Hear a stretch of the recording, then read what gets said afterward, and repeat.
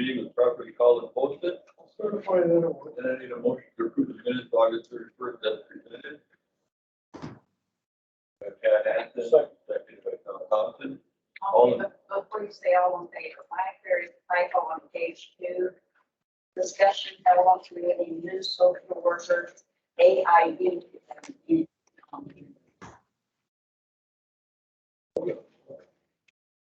Those spelling corrections. Just a little.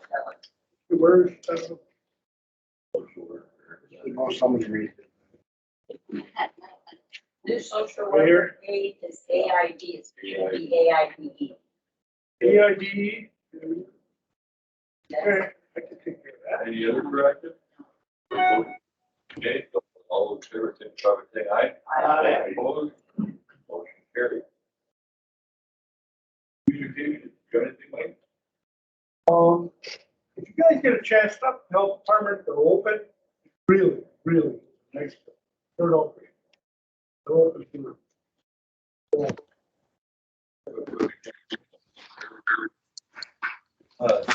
There are parking lots, but them all top of that. Top of line, empty. That's what.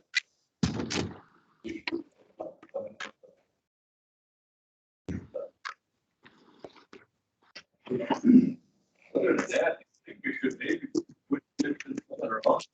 That's cool.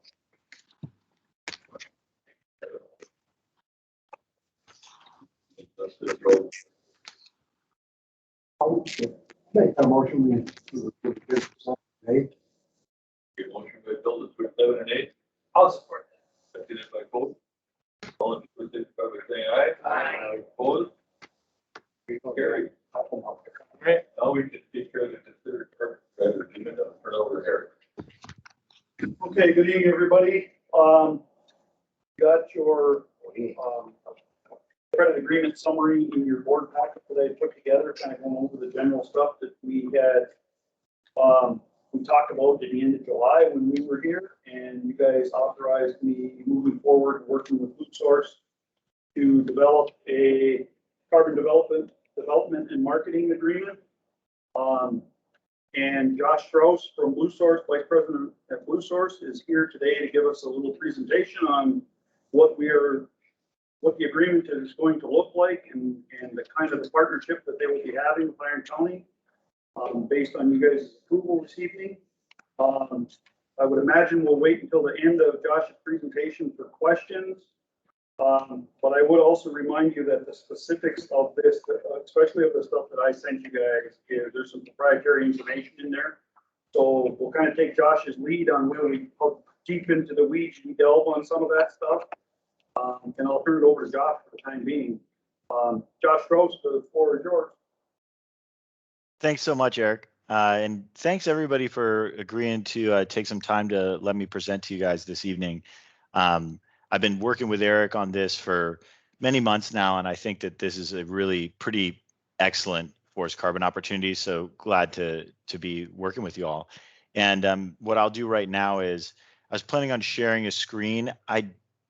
Eric, is there a place where people are going to be able to see that, or it's going to be more just kind of walking through the packet? No, we should be able to all see it, Josh. You can take Okay. it off the screen to make more room. I will do a little share screen right now. So let's see how this looks. Great. So can everyone just confirm that you see it? Yep, we can. Good. Perfect. Okay, well, without further ado, I'll dive in. What I'm going to try and do is cover off on this presentation in something less than 30 minutes, so we have ample time for any questions you might have.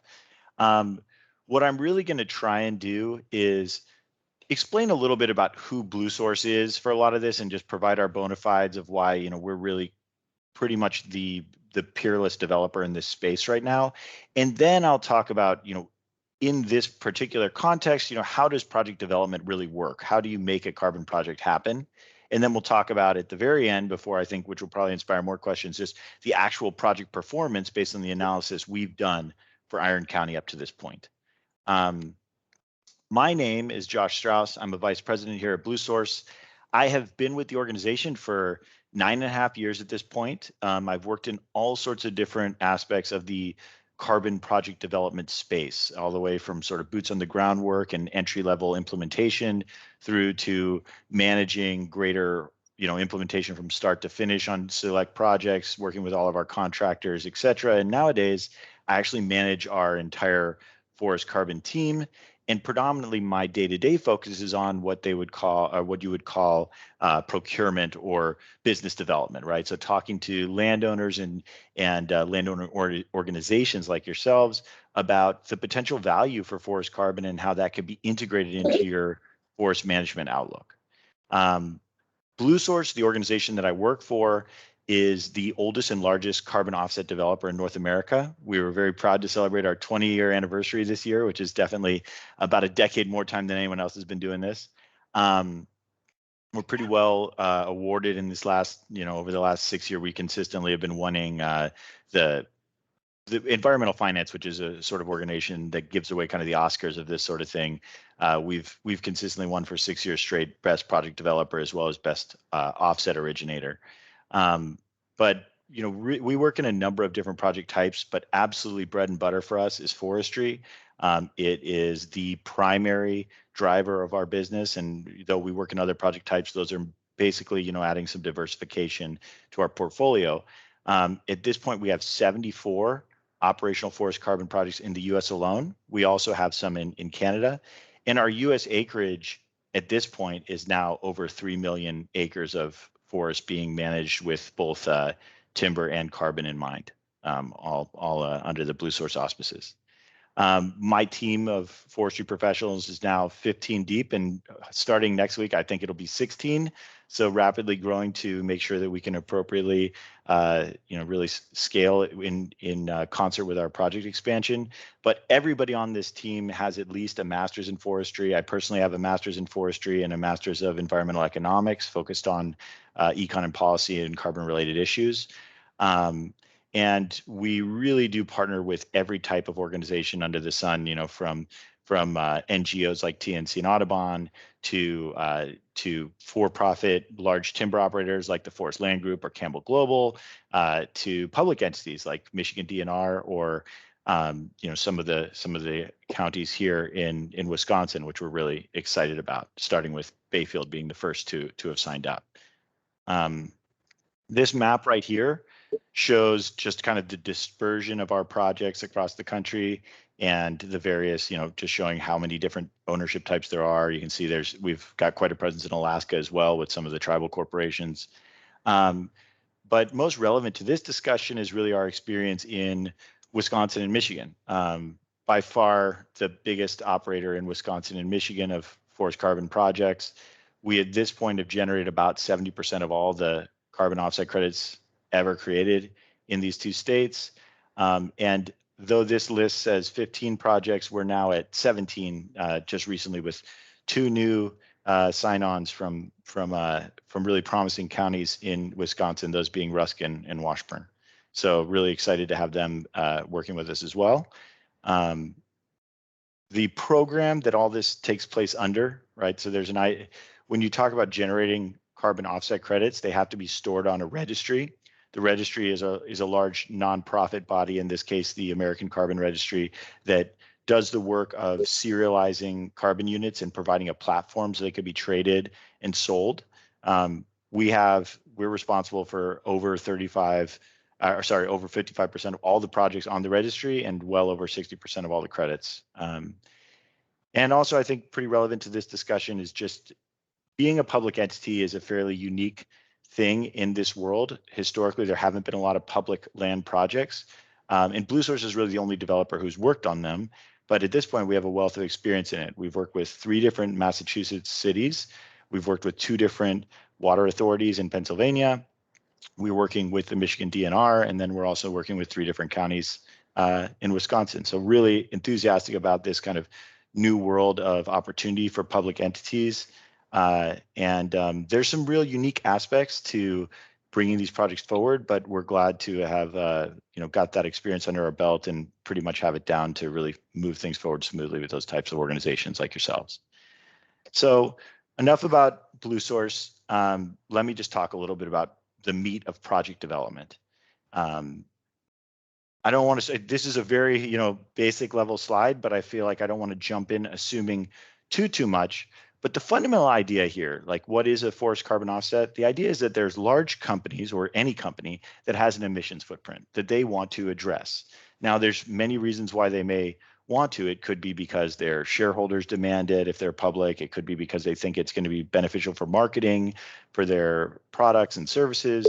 It could be because they actually have a deep ethos that is environmentally driven at the company board level, right? So there's all sorts of reasons why they may want to do this. And first of all, you can reduce your emissions by trying to cut back on energy usage internally, change shipping policies, et cetera, et cetera. Once you've done everything you can within your organization and within your supply chain, most organizations still have a pretty meaningful emissions profile. And so how they reduce those excess emissions that they couldn't reduce internally is by sponsoring projects that create emissions reductions elsewhere. And one of the most important ways to do that, and one of the most popular ways to do that, is through supporting sustainable forestry activities that encourage the maintained stocking of forest carbon and the increase of stocking in forests for carbon purposes. And that is the sort of project that we'd be talking about here. So the idea that the county right now has an excellent regime that is continuing to put more and more timber material on the forest. And what this project would do would be a commitment saying that we're going to continue our good stewardship. We're going to make sure that carbon levels on our property do not drop below the level that they're at now for at least 40 years. So that's a commitment to keep the standing stock where it is.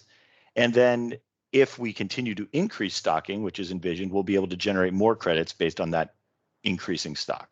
I want to be clear that this doesn't mean you cannot harvest. Harvesting is absolutely part of the vision of all these sustainable management projects. It just means you don't harvest more than grows in a given year.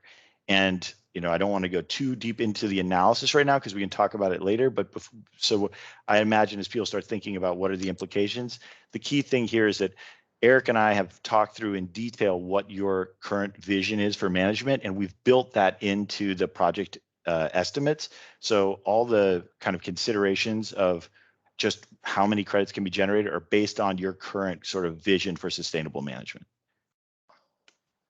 So now I'll dive into what is BlueSource actually going to do for the county. And I think that fundamentally the carbon project development process can be broken into 7 or 8 steps.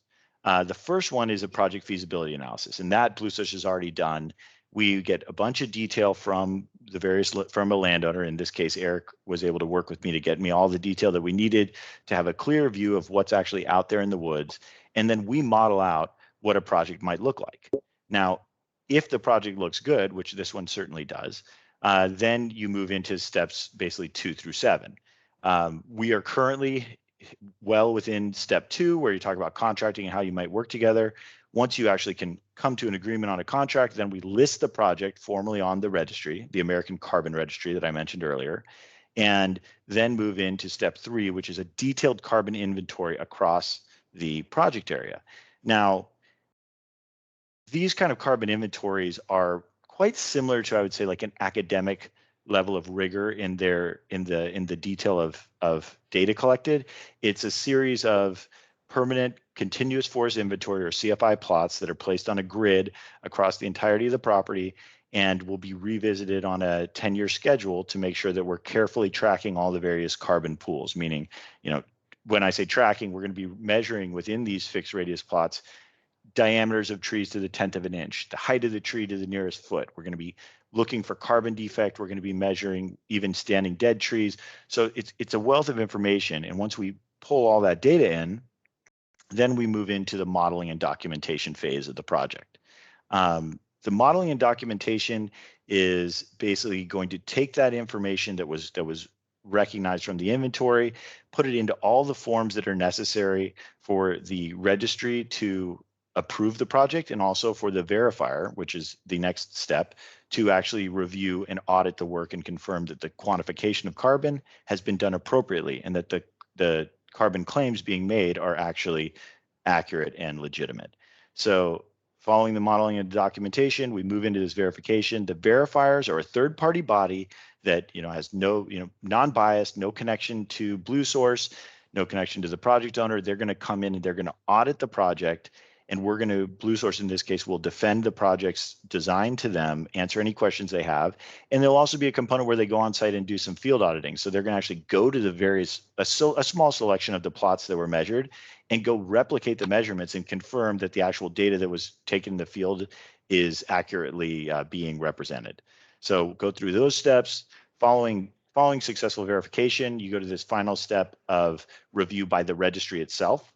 So the American Carbon Registry will then, it's sort of a belts and suspenders approach where they're going to audit the work that the auditor did, ask us additional questions, to confirm the veracity of the project and everything was done according to the quantification methodology.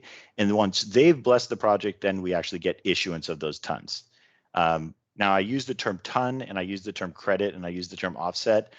All of those can be thought of as the same thing. So one carbon offset is 1 metric ton of carbon dioxide equivalent. And that is the fundamental unit that is traded in the carbon marketplace. Once those credits, offsets, tons, once those are issued, then we can move directly into the sale process where our network of buyers who are interested in reducing their emissions by purchasing these offsets can transact. You'll notice on the left side of this chart, there's this arrow running down that just says credit marketing, and it kind of starts at the listing phase.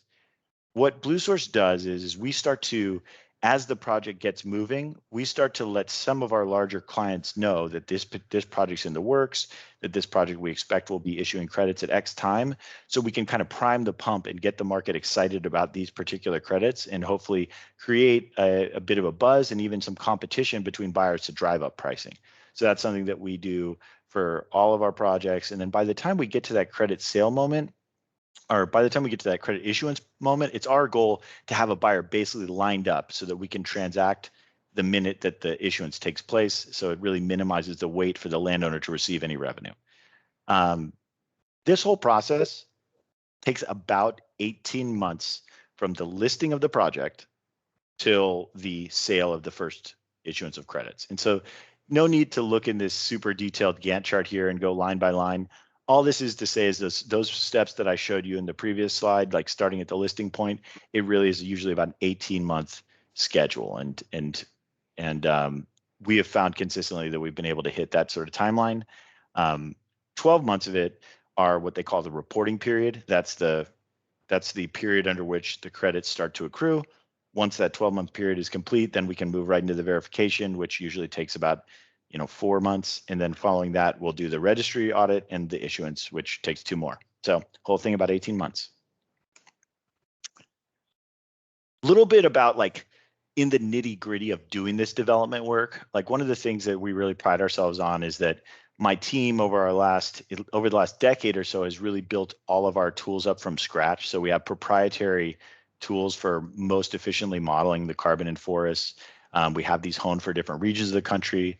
And our team of the 15 folks, of that crew at this point now we have now 16 folks. We have 3 different PhDs who have specialization in biometrics, in programming, and in remote sensing. So we really can kind of create the code that underlies the modeling situation that can lead to real competitive advantage. This also has a bunch of like auto calculation components so that we can iterate many times over without having to risk any sort of manual entry of data and things like that can slow things down and affect efficiency. And also, as I mentioned, we have a lot of remote sensing capability. We utilize LiDAR that's available as well as radar and other any kind of imagery that we can get our hands on to help modify our sampling ability and also really help refine stratification work. So a little bit in the technical weeds, but it's all important for the process. So to talk here, this is just a high level list of some of the clients that we've been selling to recently. If there's a major buyer in this space, we have worked with them before. The great news is, and I'm sure that just as casual observers of this space, I'm sure people on this line have just heard, just a constant stream of companies making new net zero commitments or new commitments to reducing emissions by 2030 or 2040. It really is one of the more exciting times I've seen in this environment, and we are moving units very fast. At this point, we do not have any sitting inventory from our forestry projects, and we've moved well over 2 million tons this year just so far. So we're really seeing pretty unprecedented movement in the space, and really hoping to continue to capture some really premium pricing. But these are all examples of some of those types of clients. And as I mentioned before, when we find a project, we really go out to this marketplace and see who's most interested in that project. And every ton, every offset is not equal to every other. Certain projects have what I call charisma, right? Like if you have a property, and I think all the counties in Wisconsin can kind of hit some of these tropes. If you have a property that has a bunch of co-benefits, where forestry inherently does, right? When you have air quality, water quality, and habitat, but you also can bring in recreation and you bring in these other values, and companies all of a sudden start to put a premium price on that unit itself, above and beyond just the carbon. So it's something that is important to think about in this marketplace, and also very relevant for this context. And of course, commitments are crucial, right? You got to understand what does it really mean for the county to participate in this program? Like what is the long-term commitment associated with it? And here's some key concepts. I think you want to talk about period is number one. This is a 40-year commitment. So you sign up, you're going to be committing to saying for 40 years, we're going to abide by the rules of the program. And the key rules is that A, you're going to be able to at least maintain the current level of stocking for that full 40 years, if not increase it, right? So as long as you are making sure that you're not reducing total stocking on the property, you're in safe shape. And as I said before, based on my discussions with Eric, it is envisioned that you guys are going to be continuing to harvest, but at the same time, continuing to increase overall stocking on the property, which is the ideal management strategy for carbon. So it dovetails nicely. Anyone who participates in this program and has a commercial timbering operation has to have SFC, FSC, SFI, or ATFS, meaning tree farm certification. You guys are already dual certified, so that's a box that you can check right off the bat. And so then the last pieces to really think about are just the sort of upkeep of the project, the quantification and the verification components. And that's what BlueSource is offering to be your partner on for at least the first decade of the project and beyond, should the county want to. And the key items within that list of monitoring obligations are one, a verification that has to go on at least every 5 years. That's bringing in that third-party auditor to look over the documentation, to go into the field and measure the trees and confirm that everything is still looking like it's accurately quantified. An inventory update that has to go on every decade. So you have that full network of, say, 250 to 300 plots that we established in the beginning of the project. And over time, you're going to have to keep going back to those at least once every decade to confirm that you're updating the carbon calculations in conformance with the actual trees out there. You know, how much of trees grown, how much has been removed, et cetera. And then the last piece is just annual reporting, which is there's some basic, simple documentation that needs to be submitted to the registry on an annual basis, accounting for harvest activities that have taken place on the property and anticipated growth. At a high level, those are the key components. And so now, before I turn to some questions, I wanted to talk about the actual project performance and the projections for the first decade. And this really is a winning project. I mean, we're looking at, over this first 10 years, producing over 2 million tons of carbon offsets, which is an excellent number.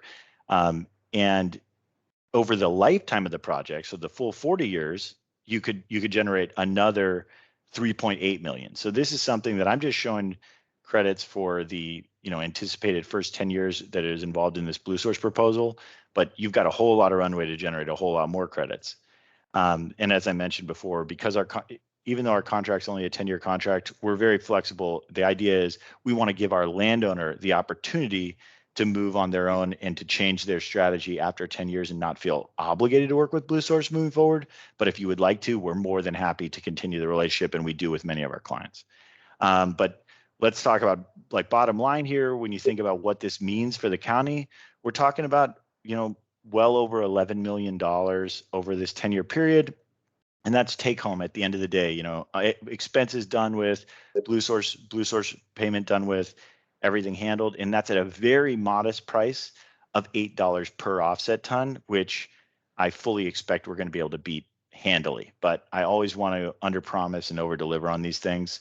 And I think that if you're comfortable with numbers like these, you'll certainly be comfortable with the numbers that we can bring home here.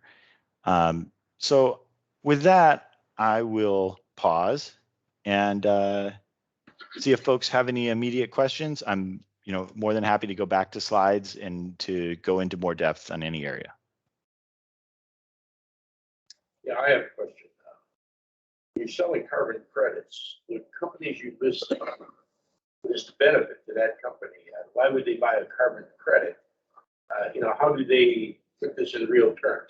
Buy the carbon credits. Now I'm going to do this with it. What is that? Yeah. So the way that this works is that these companies, they have an audit done to their whole company to know what is their total carbon output in a given year. And so they want to try and get that balance down to zero. They have an account on the American Carbon Registry, this nonprofit body that we've been talking about. This is not legally mandated. This is all what they call the voluntary carbon market. So this is people are doing this, companies are doing this of their own volition. And so they'll have an account and that will carefully track. Each one of these units has an individual serial number. And so they'll say, look, what we want to do is buy 200,000 carbon credits from forestry projects around the US, and they will get individual units, like say 100,000 of them generated from this project will shift from the county's account into let's say this was Google, into Google's account. And then what they will do is retire those units. So it moves from active to retired.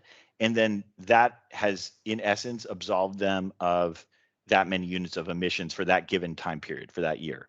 And what they'll do with that is also, they'll tout that on their reports to shareholders. They may use that in, some of their other marketing materials. They distribute that internally to many of their employees, care that they're having a positive impact on the environment and that they're being responsible. So that's the way that it's all carefully, there's a ledger and it's carefully all tracked.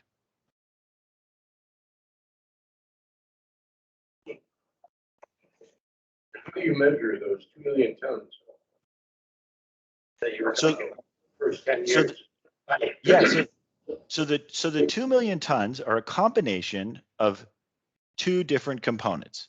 First of all, in terms of just the measurement itself, right? We're going to be out there in the woods measuring trees so we know exactly how much carbon is out there. But when you talk about generating credits, let me show you this graph.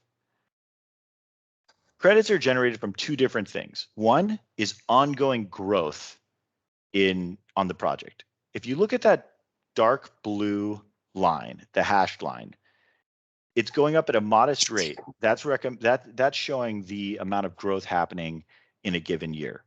Now, the other component is the avoided loss.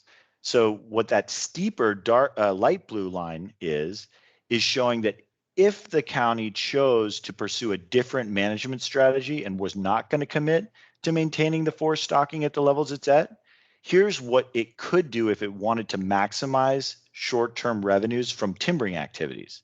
So what we do is we go and we examine local markets, we look at pricing, we look at the actual products capable of being generated on the forest, and we model a hypothetical scenario of what could be done, but that in this case you're committing not to do. In that hypothetical scenario, there would be a tremendous loss of carbon in the forest and a tremendous emissions footprint as a result. So what you're doing is you're getting A, credit for your growth, and B, credit for committing to not removing what could be removed if the county really wanted to maximize revenue from timber sales. I guess And clarification, Josh, just for a second on that. Where Josh is getting at maximizing revenue from timber sales essentially means we're cutting everything. Okay, Yeah. It's not maximizing our typical usual timber program. It's basically clear cutting the county forest. That's correct. We are not. So the idea is that steep blue line is a hypothetical alternative. It is not saying this is what you will do. It's not saying what you're going to do. It's saying that if an actor had the same constraints that you have, but really wanted to focus on increasing harvesting to generate as much short-term revenue as they could, what could they legally and financially do realistically? And then we've modeled that in. So this is not what you're actually doing. This is what could be done if someone was sheerly financially driven. So this program right now is kind of, I don't know if the word is gambling, if I word I use it. These companies that are buying the carbon credits, you're gambling on their environmental zeal that way they continue to buy carbon credits, correct? Well, I would say that every time they buy a unit, right, that each unit is only counted once, right? So if they decide that they're not going to buy more credits next year, well, they're not going to buy more credits next year, but they've at least taken responsibility for the amount of damage they did or the amount of emissions they put into the atmosphere the year before. So I don't feel like that there's any real risk that if someone bought today and doesn't buy tomorrow, at least they bought today. It's, you know, this is an improvement compared to the idea of them not buying credits at all. But it goes a little contrary to simple economics, supply and demand. So you're removing the supply. Will that drive demand up and the pricing up? Is that what you're banking on or not? Well, I would say that, you know, if you want to think about the dynamics of the market as a whole right now for carbon, we're in the position where there is quite a bit of demand out there. And we are, you know, working with landowners like yourself to try and find the supply to satisfy that demand. Now, as that balance changes, you know, as we bring in more projects, you know, that can help satisfy some of the imbalance. But at the same time, the demand level, as I mentioned earlier, it keeps going up in as well, since we've had more and more companies making greater and greater commitments. So there's multiple pieces at work there. But I will say from the standpoint of somebody who thinks about where this market is going all day as my job, this is the most exciting time I've ever seen in the space. Like, we have just tons of momentum, and there's really been, there's never been a time where there's been buy-in from corporate America and corporate international in the international community as to the necessity of trying to address climate issues to this degree. And now there's been so many commitments that are made that there's a lot less risk of somebody reneging on their aspirational claims, because it's just going to look, they're going to have a lot of egg on their face because all their competition is stepping up. And basically, if you wanted to be a leading corporation these days, you have to be taking this into account. And it's affecting companies' bottom lines too, because if they want to go out to the debt markets, folks are going to be less interested in looking at their paper if they're not actually thinking about climate. And also, there's a lot of major investors who are dumping equities from their holdings that do not take this seriously. So there's a lot of reasons why large corps, whether they morally believe it's necessary, are still going to be doubling down in the space, which is all a benefit for the climate. One last question. How is this different from forest management? So this is what I would say is this dovetails with forest management, right? You're going to be managing your forest for a certain amount of forest products, and then you're going to be trying to maximize the amount of growth that's happening in addition to those forest products. So the part that goes into the forest products is, can be marketed as usual. And the ones that actually go into long-lived wood products, we get to account for some of that carbon as well. Because, if you're going to be cutting a tree and it goes into a 2x4 that's going to build a house, that doesn't lead to an emission. So we do take that into account in our calculations. And then everything that's on the stump that continues to grow is counted as the growth credits. So it's a detailed accounting of all the inputs and outputs on the property with the explicit purpose of tracking carbon.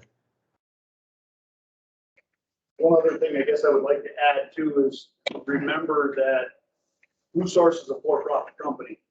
And the way this agreement is structured is if we're seeing a benefit to this project, neither is Blue Source. So that's a marketing team, Josh and his team, they're working real hard to get it to maximize the outcome for all of us, because the better we do, the better they do in this 10-year agreement.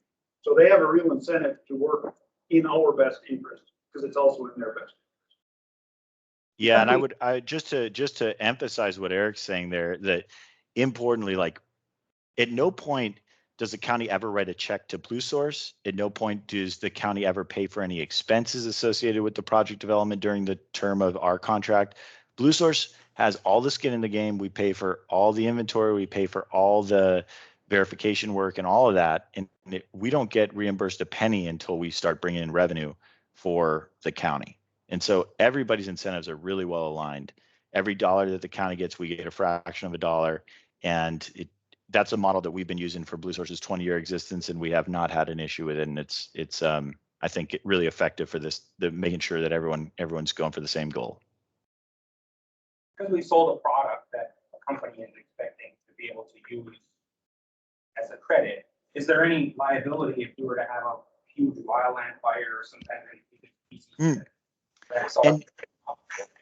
And you know what? That's a very good question, and that is absolutely taken into account in these protocols.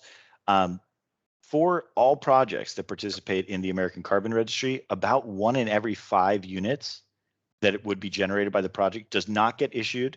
Instead, it goes into an insurance buffer pool. So it's basically any kind of, cumulative insurance, just like you would have for, homeowners insurance or something like that, where you put in every time credits come out, 1/5 of them go to the registry. And if some catastrophe were to happen, that covers you, right? And then if some catastrophe happens to someone else in the system, there's enough of that, pooled insurance to cover against any kind of disasters. And that's, that is accounted for all the fires that are going on in the West right now. It accounts for some of the real intense hurricane blowdown issues that happen in the South and the Southeast. So the program integrity is complete, and you're not going to owe, you won't be asked to go and, pay back because you've already committed to your insurance pool. Josh, so if we've got a premium project, which of course we all in this room think we do, and I agree you do. Does that mean that we need to take 18% of our premium carbon credits and set them aside? That is a very good question too. And the answer is no. The answer is that any unit that can be traded on the ACR registry can be put into the buffer pool, right? Because to them, though we all identify that a forest project is a premium project and has all these other values, like we talked about before, there's air quality and water quality and less tangibles like the, people's ability to recreate and things of that sort. So we may have a client that's willing to pay a super premium for that. So what we would prefer to do is go use other lower value tons to fulfill the insurance requirement. And that's one of the things that Blue Source does for its clients. So we have a large pool of, still meaningful, but lower value credits than the forest credits. And we utilize those to cover the buffer requirement, thereby allowing the client to maximize the sale from their forestry units. And that's a unique service that we offer.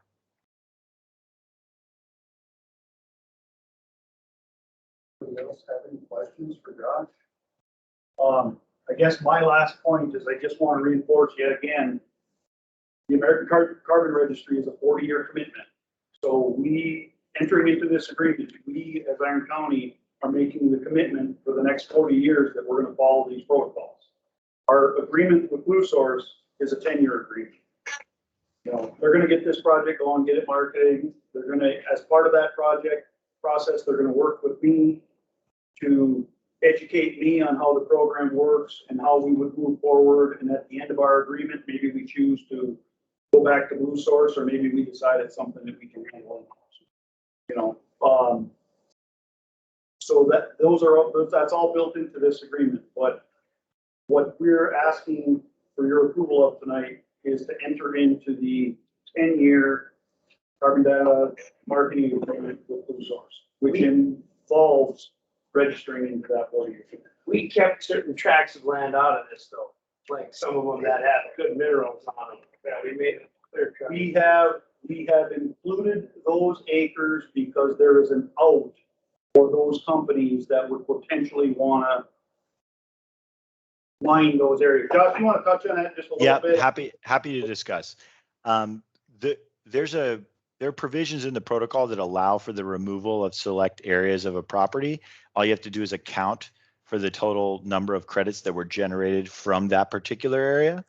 And there's different ways that you could look at this. One, if you really wanted to exclude them from the project area altogether, you could just pull them out and we would pay back the credits associated with just that unique space. Or you could, if it just involved harvesting on that land, you could just see how that balances out with your annual harvest for that year. And if it didn't actually push you into such a level that you reduce stocking across the entirety of the project, you just move forward from there. So either way, you're not going to be faced with a significant issue. But if you do decide to pull them out, you just need to make sure we pay back the credits associated with the removal of those trees.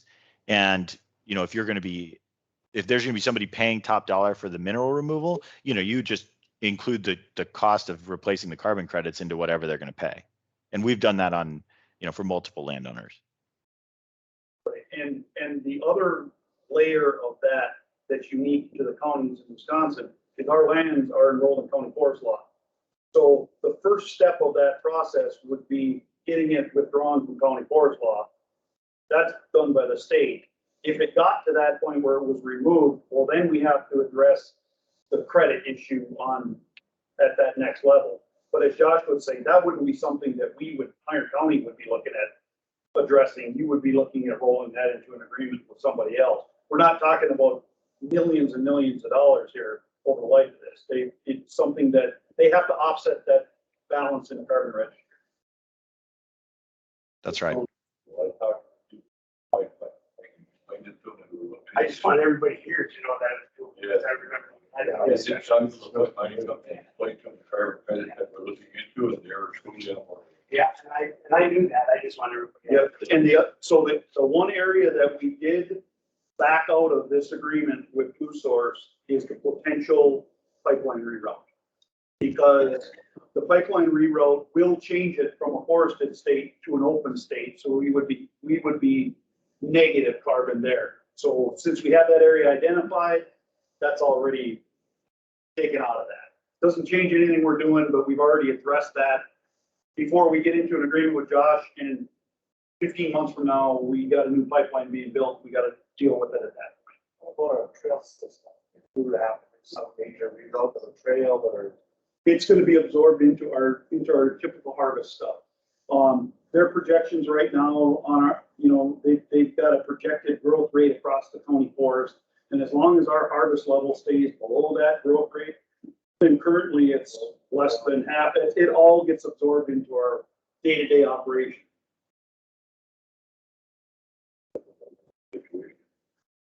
I think it's a great opportunity for the county. I really do. Any other questions for John? These are these all American companies? China can't buy this stuff, can they? That again.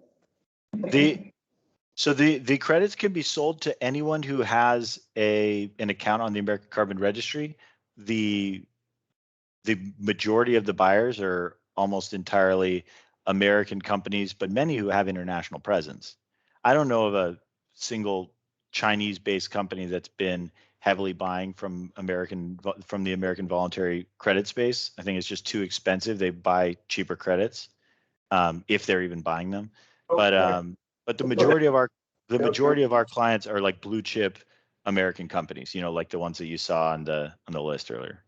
There was an article late summer in the Detroit Free Press about the Michigan project. I think it's Detroit, Josh. Yep. Bought a huge chunk of Mm-hmm. Michigan Arts project credits because it's a win for them. They're buying credits in northern Michigan.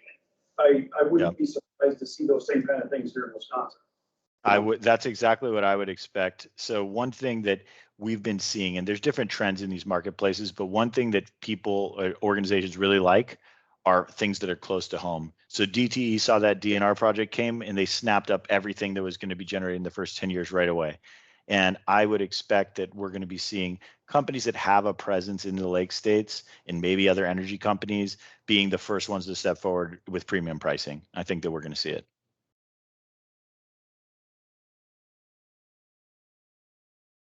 So the people that buy these are good companies with a conscience. That's so this is, but here's the way I would characterize this. Like, and this is what I was saying, but what I was saying before. Sorry, let me let you finish. Question, they're Yeah, giving you their it's going- stake, throwing some money in the plate.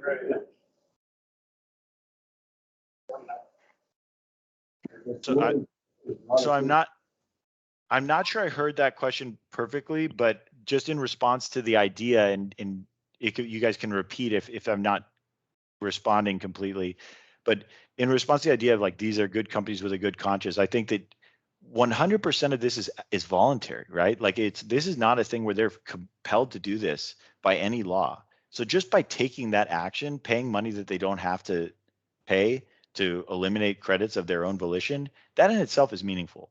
And you know, I'm enthusiastic about trying to provide the credits that allow them to do that.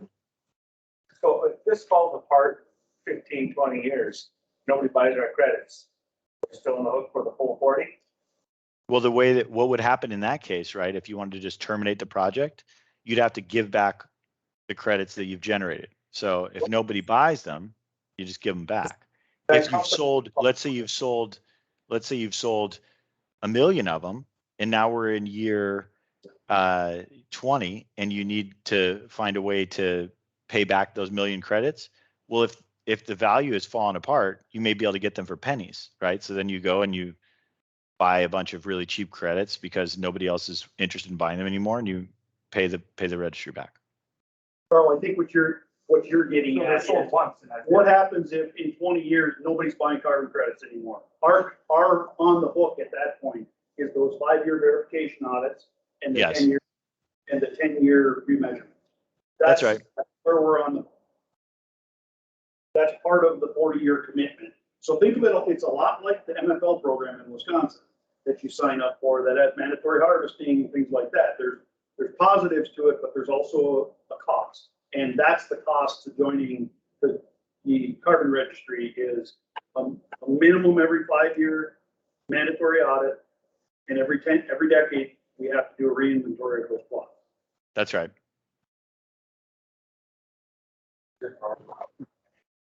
Right, exactly. Anyone else have any more questions for Chuck? What do we need to do? We need motion to Approve the agreement. I'll make that motion. Eric, this one. Hold it. Got it. Seconded by Bill Thomas. Engaged in agreement with Blue Star. Eric, better. That's what we need, Eric. Do roll call. Okay. Probably do roll call.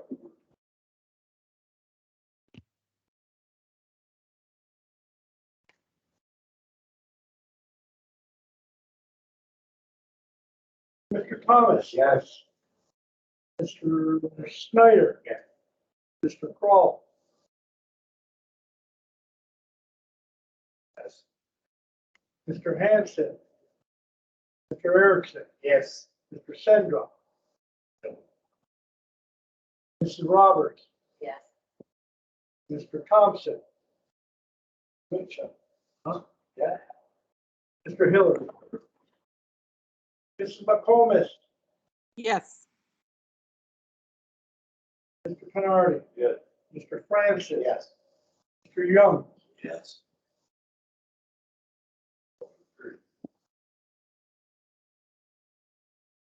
Thanks for your time, Josh. Thank you, Josh. We will be in touch. Thank you very much. I really appreciate all of your time today. And Erica, look forward to connecting with you very shortly. Thank you. Be well, everyone. Bye.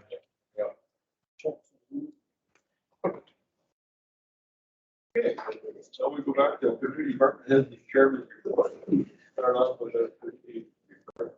Now, Thompson.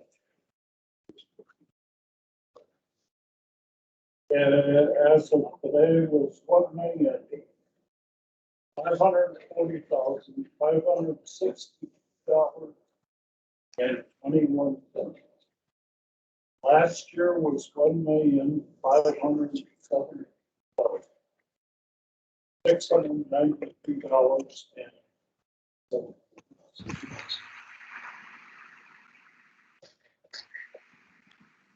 Everything else? The only other thing, fortunately, is we did receive last week, Wisconsin Emergency Management for campground of 217,000 and some change. So the only one we're waiting for is the marina, and FEMA is in review on that one currently. And a government shutdown, but only. There's still like 5 million out there. Correct. Correct. Actually, just over 4 million, because we received $941,000 advance. In law enforcement, we haven't had a meeting, but I think it's a full meeting.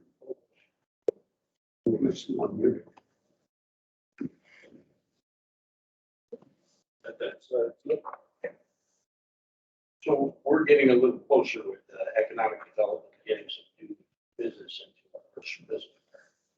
Turns out that we have, we've got some glitches we have. Ownership, land, and then zoning. I talked to zoning and they said, there. Got potentially two bidders. Saying for that property. This is one more.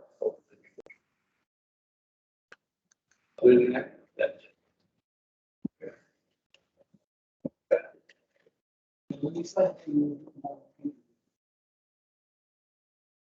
Only is the operating last.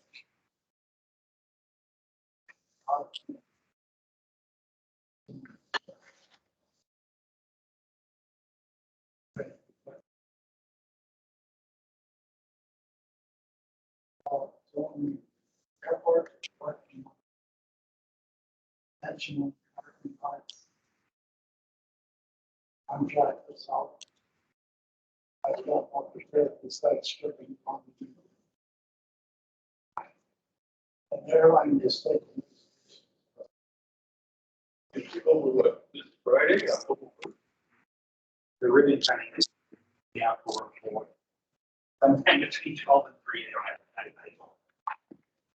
You got The airport ever come away here for the budget? Same as last year? We hadn't changed in about 3 years. Well, it wouldn't be changing, but we're kind of holding it. It's on the other side, they're trying to drop this. And I put the same figures in, that's all I had at this point. From what I picked up, what they're like, I usually go to the airport meeting. There's a Last bigger, time they there's a dropped bigger it, discussion. held our thing. Once we dropped it, we never checked it back up. And there's a bigger discussion coming because what they're paying and what we're paying are because yeah, we still have a board, but they have to convert them. So there's a bigger discussion. It goes up.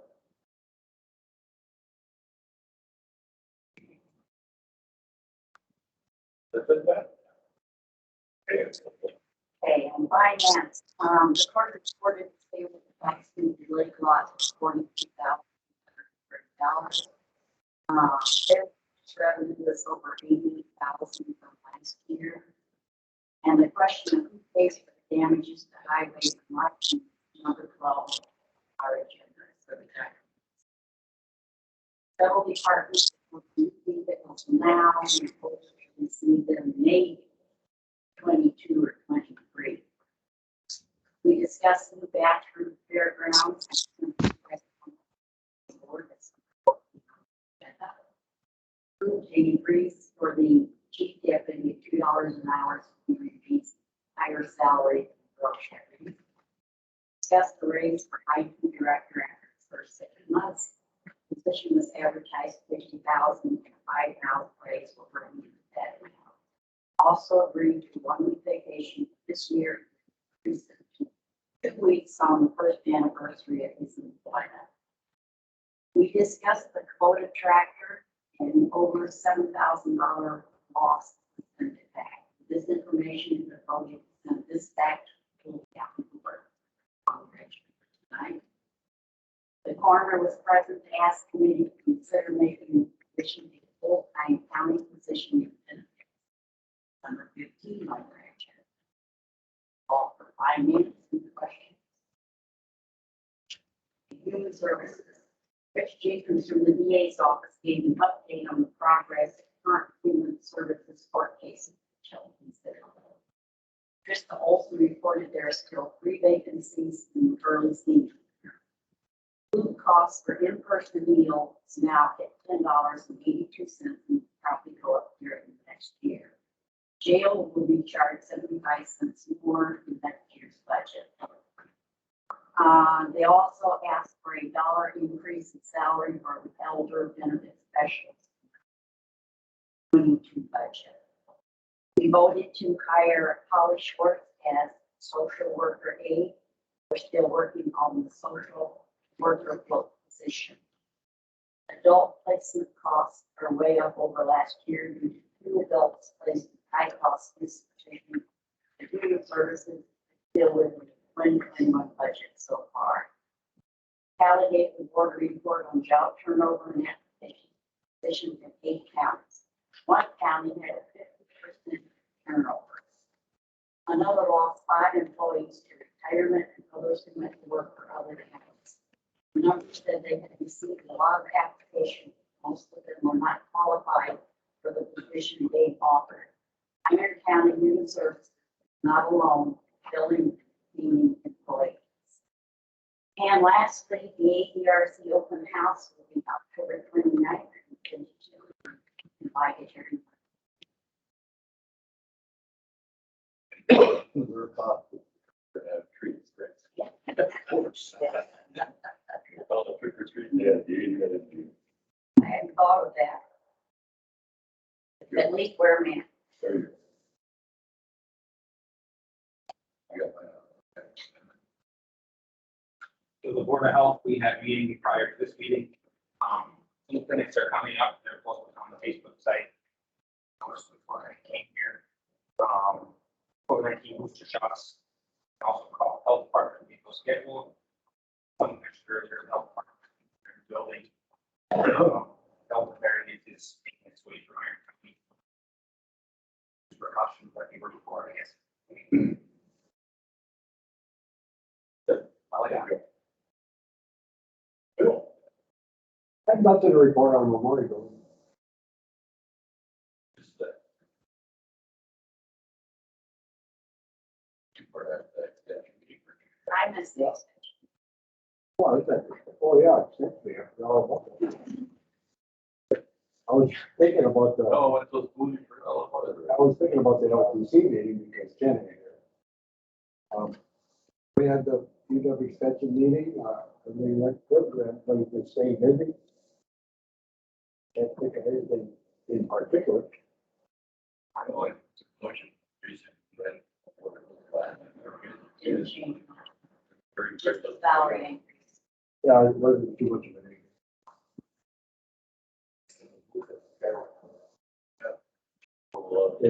They did really good, buy option, the dairy boost, had the $3 this year, and it really went good at the fair. Attendance was up. There's a little bit of a damage out there. That's all I have. Yeah, good thing.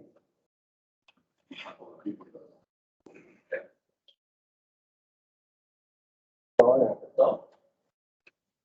Highway, we had a meeting at Mercer Shop. Give Jimmy Keycheck his, recognition award. Nice. Full business, we're gonna work with 122 to County 8. Michigan line, the Michigan line, 3 TVs. That's done. We're gonna get rid of a couple pickups, buy one. 30 people are interested. Done private. Couple of towns. The commissioner's report. chip seal County H. Said it come out really nice. All sheds filled. 169, do a little billing. And he's gonna strike A, B, and C yet. And we got a bridge on County H seal for free. And they wanted to test out for some kind of epoxy. And that's it.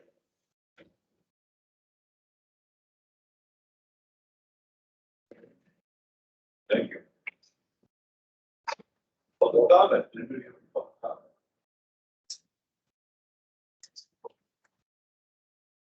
Hearing none. Move to conduct a public hearing on the county library plan. I'll make that one. Motion by Liverpool. By Tom. Public hearing.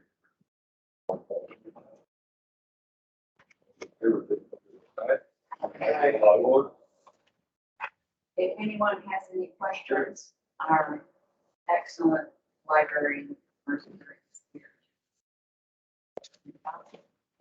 I don't think it has changed significantly from 2017. It's very similar to the one we signed 5 years ago. It meets the statutory requirements for us to be a part of the Northern Waters Library System. And I think there's nothing really new in there, but some statistics for you to look at about our library. That we need to do every 5 years.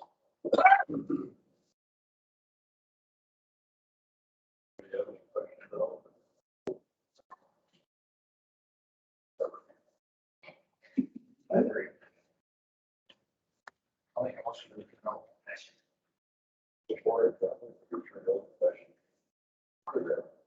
sure. John Decker. Oh. All in favor, signify by saying aye. Aye. Opposed? Carried, you're back on position. I'll make a motion to approve the Motion by Brad. Seconded by Tanner. So we'll let the library plan. All in favor, signify by saying aye. Aye. Opposed? Motion carried. Next, we can rent the highway lightning strike and equipment at the highway forestry complex, like for those complex. Or for the fuel. Fuel cost. Around $5,000 to lighting the system. Our deductible on buildings, $10,000. I did contact our insurance company, asked, can we get a separate policy just on that system? And it's always under $10,000, so we're just paying. So she said, I don't have that expertise, but I'll pass along the person that will make that decision on vacation. So they're gonna get back to me and see if we can have just a separate rider just on the fuel system. It just blows the board. This time we're figuring that, the county building. County should absorb the cost at the highway department, not their personal property. That's why you. County insurance covering a county building. Right. Well, see, I was Like, up we're gonna make it come out of the highway budget, I think it should come out of the county. because they have their own checkbook. So I said, you guys should pay that bill because you have your own checkbook. You get money from the state. We can't spend it on anything else. It has to stay within the highway system. That was my opinion. But when I talked to Joe, I said, well, we'll bring it up to the county. So what got knocked out of the gas pump? Huh? The electric for the gas pump. Yeah, but don't we use that same gas pump for forestry vehicles? Yeah. There's the point. Thank you. So come on to the county. It was also the alarm system and the outside lighting. We're all fine on it. Yeah. But I feel that the county, my feeling is the county responsibility. County to absorb it, not I believe it too. Do all the county vehicles get filled up there? Yeah. Well, the fuel. No, oh, the ones that are down there, I imagine. Yes. But they also sell diesel fuel from those tanks to all the city and from other municipalities that might. Right. But that's my feeling. You guys want to go? Joe, would that address the fairgrounds deductible as well? I full of. You need a motion then? Yeah. Get a motion on those four. I don't even need to finish it. Motion for what? For the money to come out of the county. Motion by Tanner, for money to come out of the county. Second by Thomas. Bill Thomas. Bill's on fire. You want to do a roll call on that one? That's what motivates me. I'm like, I'm gonna charge the county for that. You guys have a budget? I'll charge, I mean, somebody has to charge. I don't really want to charge the courthouse, so it doesn't have anything to do with the courthouse. Courthouse. Why not? Well, you got lots. Well, the county, Well, one or the other, it's not gonna come out of the highway. it isn't gonna come out of their check. That was already answered, that's what we wanted to correct, was the responsibility, and I feel that. You want to. Let's do a roll call on that. Yes. Yes. Mr. Snyder, Yes. Mr. Crawl, Yes. Mr. Hanson, Mr. Erickson. Yes. Mr. Sendra, Yes. Mrs. Roberts. Yeah. Yes. Thompson. Mr. Hill. Ann McComas. You're on mute, Ann. That's okay. Mr. Penardi. Yes. Mr. Francis. Yes. Mr. Young. Yes. Sorry, yes. There you go. Thank you. Thank you, motion carries. Cancel the tax deed on a house in the city of Gurley. It's the house on Bernard Street that we took back, and the owner came back and paid it back with the penalty. Now we got it. Yes. I'll make that motion. I'll support by Opal, supported by Thompson. All in favor, signify by saying aye. Aye. Opposed? Carried. Discussion and possible action on new restrooms in the east side of the fairgrounds stack. Restrooms are really, I think they really need it. We need to move forward on this stuff. I'll make that a motion. Motion going forward on, from Bill Thomas. Also. Seconded by you again, Tom Thompson. PL2. You know the price on it? What are we gonna do? We know the price on it. Better get the bids, move forward on that, you know, we get the bid, get the cost. Danny, can you bring up Yeah. the layout? So I priced out, a building from Huff Cut, their precast concrete building like we have at Lake of the Falls, similar to what we have at Lake of the Falls and Weber Lake. It's an all concrete cast building. You pay for no engineering. The engineering's all done.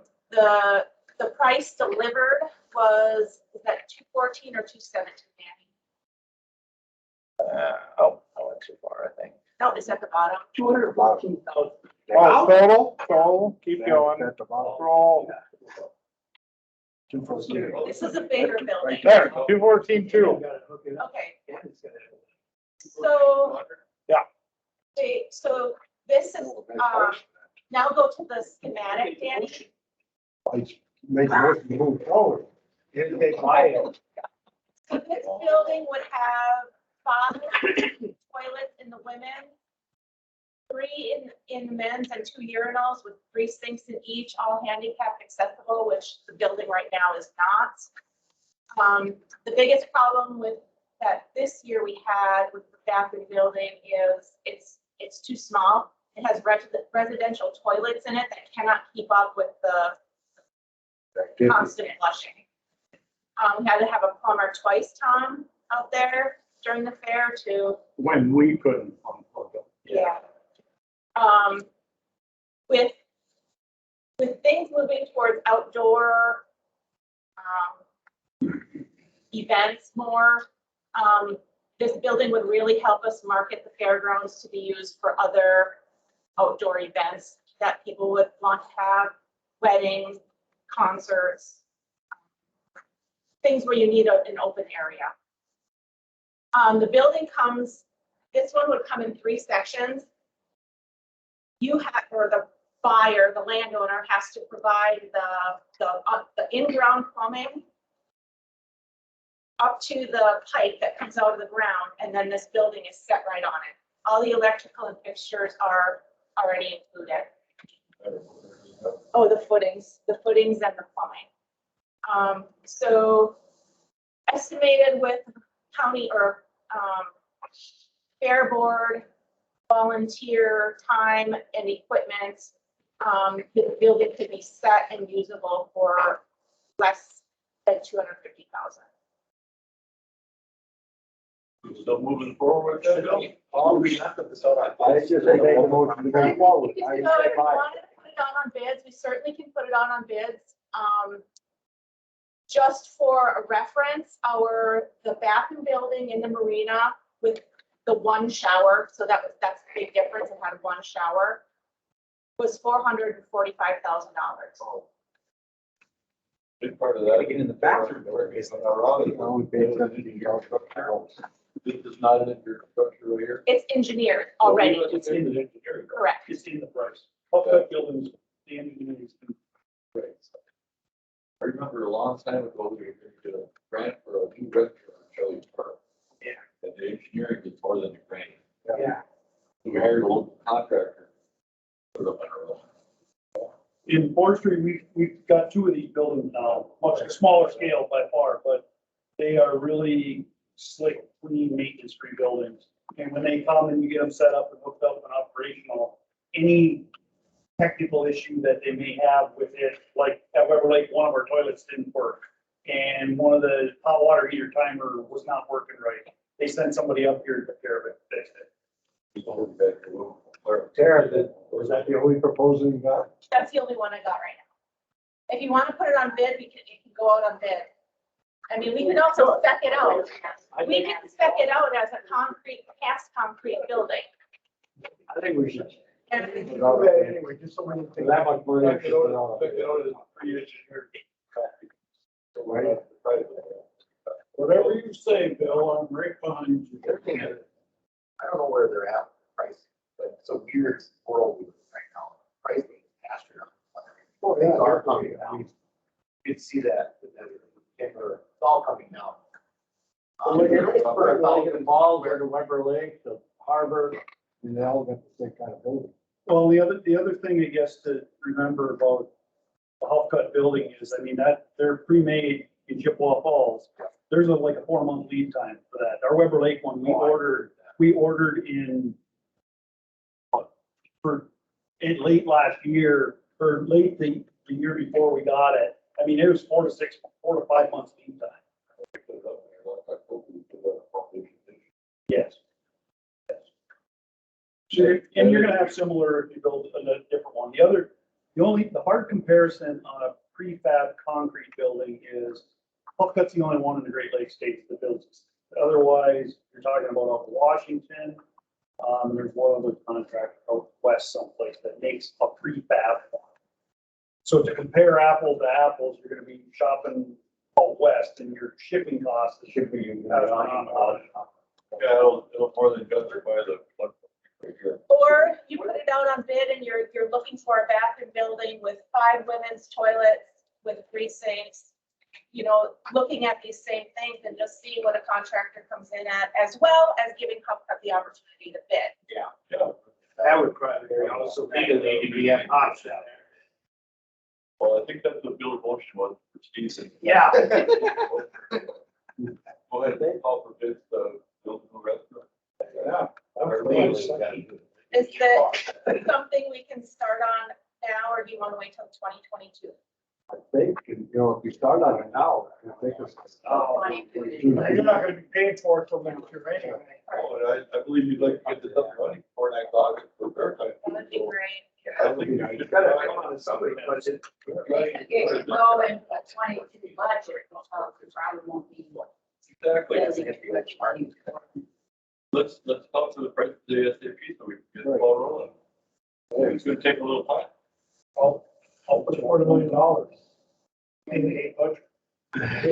So it's there. If it happens, it happens. If it doesn't, it's a big deal. They're almost carbon credits. Not for eight, Not. not for 18 not- months. Not till 23. That's the best. Yeah, hello. We'll take out a loan. Yeah, we don't have anything in the 22 budget. And we're gonna use that money to hire another LCC. Thank you, thank you. She's working too hard.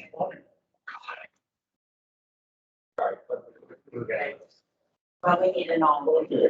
We got a motion in a second to authorize Tara to go get the prices for the breakfast attack.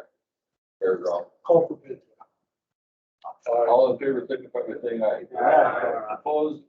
Motion carried. Discussion on idea of making a corner position in Iron County a full-time employee with benefits beginning in 2020. Coroner brought this up to us, she's not running. Not gonna run that. This would be for someone else. We got a proposal to have Oneida County being our medical examiner. We could switch from that to around 80,000 a year. I'm like, Should we wait to see if someone runs first? oh, I'm just telling you, these are our options. That's what I would. What is the cost of a full-time employee? What is her term up? Sounds like her. No, at the end of 22. Somebody's on Whoever call. takes this job will be elected next November. 369 days. But still, like, the position will be next. Could be full back. But I told you guys already. Well, she said she's not wrong. Wait for the election. I'll know right after. He ran for it. I like it, because it's all personal. They would take papers out around May 1st. And I think it'd have to go up for ballot anyway if we change it to my family. Well, I think that It'd have to that go would up just for be an ordinance by the county board. To switch from an elected coroner. But it was like $80,000. If you put it on the ballot again, if we get to the party, fine. If we don't, then we gotta deal with it. If not, then we'll have to deal with it, but. Dr. Diana's done a fabulous job for us tonight. Yes, yeah. And, She's done a good job. But She said she's not sure. But she said, I'm not doing this for myself. Yeah. I'm doing it for a position. What is the cost of Now. Is that her budget? a full-time employee? Yeah. If we were to Well, use she's only getting 1,000 a month, so that's 12,000, but if you're getting health insurance, that's 20,000. Retirement is 13, 14% added to that. Half of the social security, another 7, so you can add 20% to your salary, plus the health. I think the question was, what's the paying of a county employee for the salary? A lot more than her. If we were to change it. If you were to change it, elected to a position, Yeah, this position would be. Yeah, a lot they higher have than $28,000. $12,000. Well, that's up to you guys. You can set the salary at whatever you guys want. But I mean, you still get retirement, you still get health insurance. I mean, health insurance is more than the salary now. Her salary is 12,000 a year, plus per diems. She wants to change it to a full-time employee. A full-time employee is gonna be making a lot more than $1.50. What are even the qualifications for a coroner? There are. Select. Anyone can run for that. Well, medical. no, Well, What about a medical examiner? You must have to have a medical license. You don't have to be a doctor. No, you don't- you Why don't- Why don't they call it medical examiner if you don't need Oh, medical? yeah. The one from Oneida County is not a doctor. Wow. She's not a doctor. I talked to her several times, she's not a doctor. No. So, Much for Would you want to leave this on the ballot? That way you present that? Yes. We need a better motion. I mean, we don't. We're not changing anything, so I don't think we need a motion. So we're not. not changing anything. And I mean, whoever's gonna take papers, I believe it's next May or June. If you would take papers out for 5 weeks, then you'd be on a primary in August. Even if you're on a hold, then you'd be in November.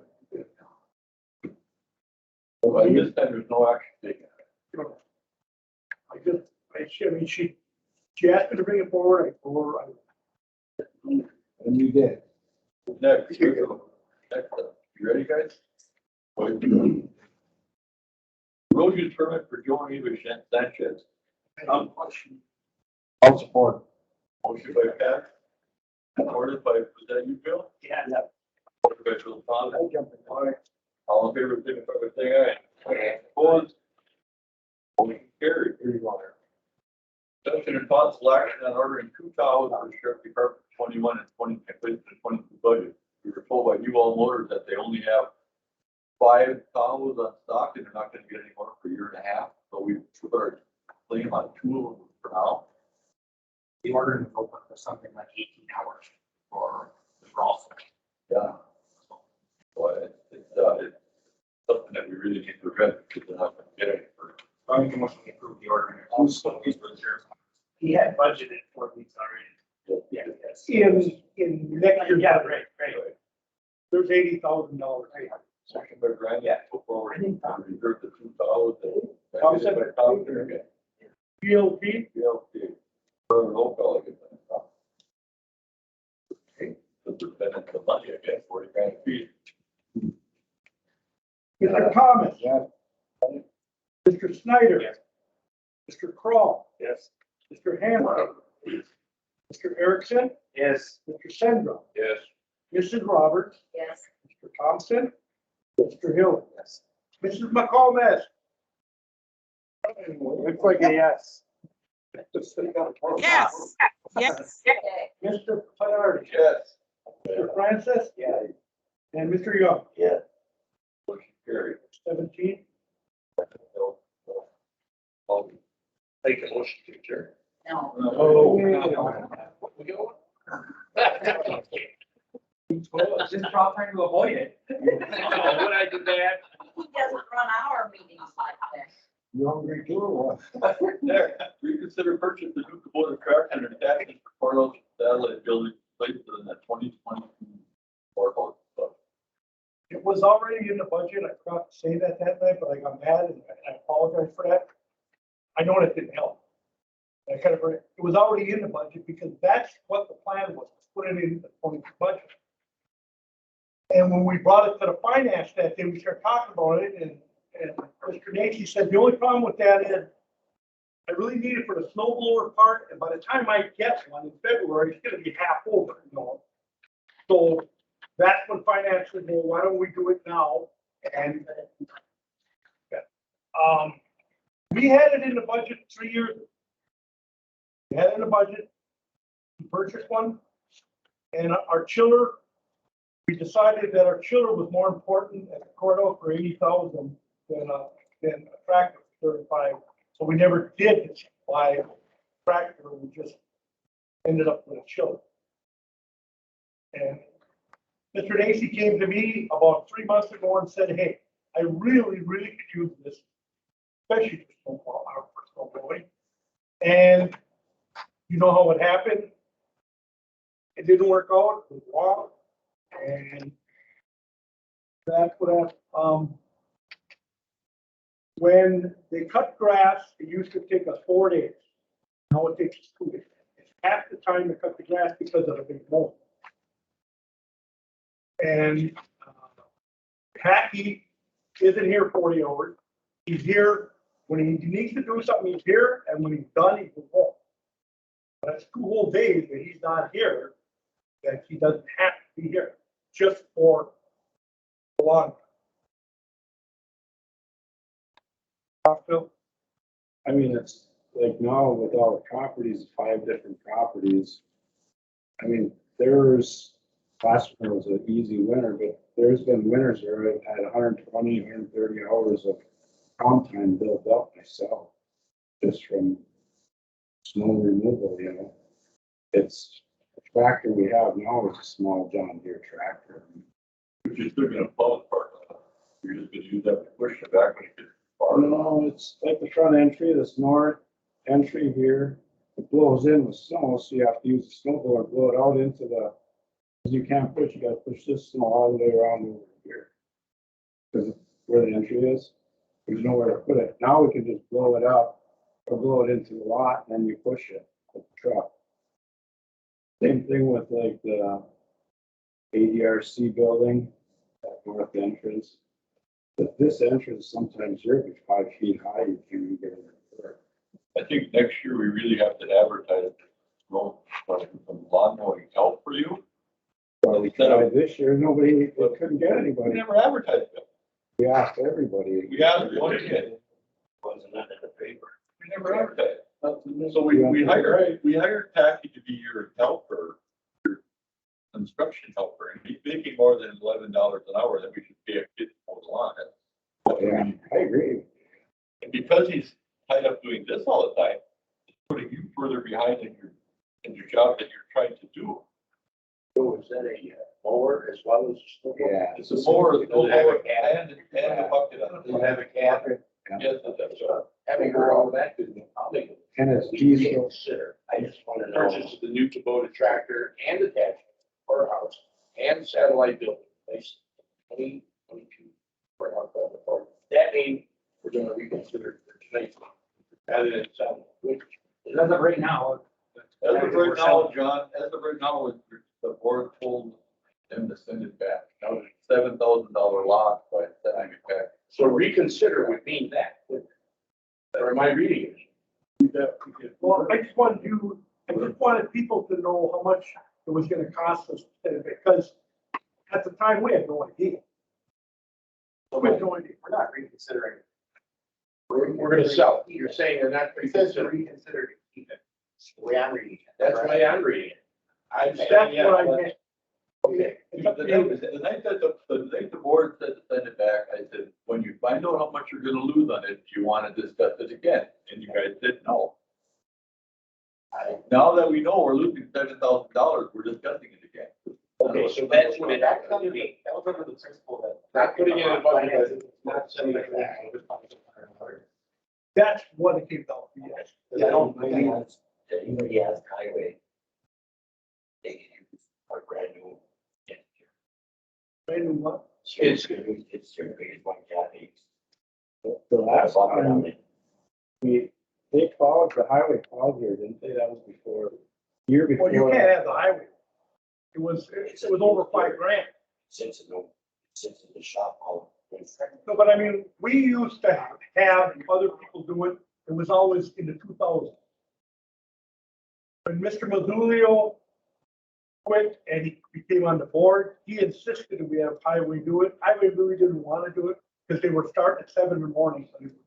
I'm not They were asking- flying around. And I'm not asking highway to do it. I'm saying highway, got a brand new cat. Are you there? What biggest consumer want down there? Are you saying they're gonna let us use that? Keep it in the garage. What we're saying is, me and Mike talked today, me and Mike both see a big problem coming with the roundabout. If we get more than 12 inches of snow, you're gonna take the county D in the town. It's going to be with us. What does that have to do with this Kubota? Are you saying that we can use that skid steer at any given time? Instead of spending 37 grand on a toy. It's not a toy. 12 to 16. You have to Get a have, snow blower attachment. The county skid steer, but it goes snow over by the tank. Instead of this little toy. where you know you guys are going to charge us every time we use it. Highway has to charge every time we're in a piece of control. and I would need it I mean, you guys are in going to my charge us. garage. I know That's that. what you on that health department with a shovel all day long anyway. That company. That's gonna have to shovel.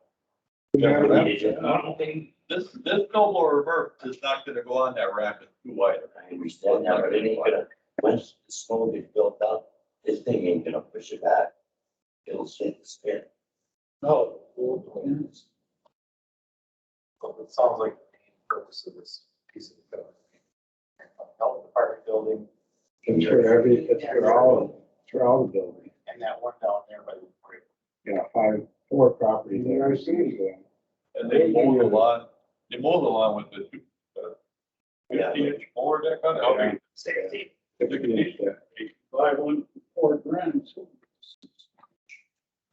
I'm giving you a break. If it's a Dale Austin or Jake Gilman, like you got a chance to bid on it. They don't sell anything like that anymore. Dale Austin, get anything you want, They can get them bigger than what we got. get you anything you want. To the end, but I kept it at least. Going to a John I Deere. did. My motion was to reconsider the first, you could vote, it should be worded differently. Should be, rather than sending it back, is that what you want to do? Reconsider sending it back, okay? Okay, so that's my motion. Your motion. So you want to do what? To reconsider sending it back, let the vote go again tonight. Is your motion to not send it back? Yeah. That doesn't make any. No. Yes, it does. The wording here doesn't, but I'm saying change the verb. I didn't write that. So your motion, right here. Your motion by Is to John. keep it, let's keep Motion it. by John said to keep this, Just keep the track. keep the Yeah. tractor And the 7,000. and save the $7,000 off. Yeah. Do I have a second? Support. Seconded by Scott here. Any other discussion? What's the intention of the old one? The John Deere. You probably sell that. Retire. How old is the John Deere? What size is it? It's the, Little truck. 8 years old. It's, 24 horse, got a 24 horse with 48 inch motor. 48-inch mower on it. Or 48 inch stack. if you hire a summer kid to mow the lawn, if you use it, they could use that. Could sell the cab off of that. I thought. Cab, so- So, it's on that. Right, but I just said, The new we're one taking is- $18 an hour to mow the lawn, we're gonna try and hire a kid. to mow the lawn. Yeah, you must Cut it in half. I put it at $37,000. Well, Well, now you that's want to begin to with. keep that higher kid going on with one of this, so. You know, we should tell all the lawnmowers that just hire Joe Perry to mow the lawn. That'd be good. Yeah, I got a motorcycle to bring up. Yeah. I haven't had a discussion on it. There's happens like one a day. Go to the roll call. Mr. Thomas. Yes. Mr. Snyder. No. Mr. Fall. No. Mr. Hanson. Yes. Mr. Erickson. Yes. Mr. Sendra. Yes. Mrs. Roberts. Yes. Mr. Thompson. No. Mr. Hill. No. Mrs. McComas. Yes. Mr. Penardi. Mr. Francis. No. Mr. Young. So,